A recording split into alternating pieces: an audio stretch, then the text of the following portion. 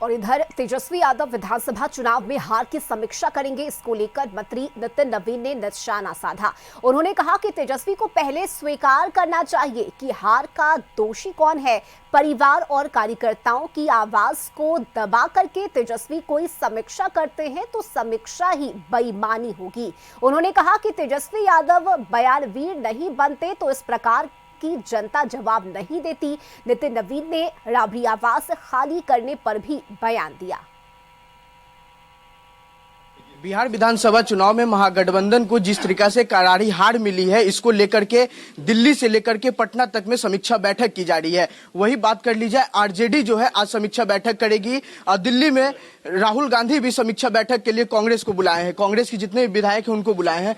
Sir, Delhi से लेकर के पटना तक समीक्षा बैठक का दौर चालू हो चुका है। महागठबंधन को जिस तरह से करारी हार मिली है, इसको लेकर मैं मानता हूं कि महागठबंधन को पहले अपने नेताओं को हार स्वीकार करनी चाहिए, पार्टी के कार्यकर्ताओं से माफ़ी मांगनी चाहिए कि उनकी नीति, उनका सिद्धांत जो अराजकतावादी हो गया था, जो बयानवीर तक बना हुआ था, कर्म से कोई लेना देना नहीं था, ये नेताओं की हार है, कार्यकर्ताओं की हार नहीं है।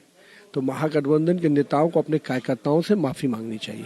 एसआईआर को लेकर के ममता बनर्जी लगातार बीजेपी पे तंज कस रही हैं, कह रही हैं कि उनका नींव हिला करके पूरे देश में रख देंगे। ममता दीदी, आपका नींव खुद का हिल चुका है।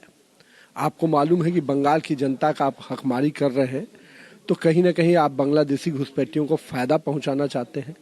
और जो लोग बंगाल के लोगों का हक मारेंगे, बंगाल की जनता उनको पूरी तरह से धूल चटाएगी।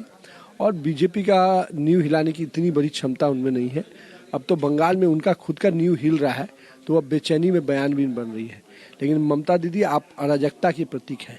आप हमेशा तोड़ने में, फोड़ने में, बर्बाद करने में भी विश्वास करें। अगर बंगाल को निर्माण करने में आप लगाती तो आज आप बहुत बड़ी नेता होती। राबड़ी आवास खाली कराने को लेकर के लगातार विपक्ष सवाल खड़े कर रहे हैं, कह रहे हैं कि जो बीजेपी है जीत हासिल हुई है उसके बाद से वो अपना बल का प्रयोग कर रही है। ये उनको भी समझ में आता है कि ये सरकारी प्रक्रिया है। जो नए विधायक आए उनको आवास मिलेगा, पुराने विधायक जो हारे हैं उनको खाली करना पड़ेगा। जो पुराने विधायक हैं जिनको अहार्ता के आधार पर जो मकान दिया जा सकता दिया जाएगा। इसमें उनको बेचैन होने की जरूरत नहीं है। मेरा ये मानना है कि उनको इसको स्वीकार करना चाहिए। देखिए, हमारे साथ खास बातचीत कर रहे थे बिहार सरकार के पथ निर्माण मंत्री नितिन नवीन थे। उन्होंने साफ कहा कि जो विपक्ष है वो लगातार ऐसे ही सवाल खड़े करते रहेंगे। अंकित कुमार, कशिश न्यूज, पटना।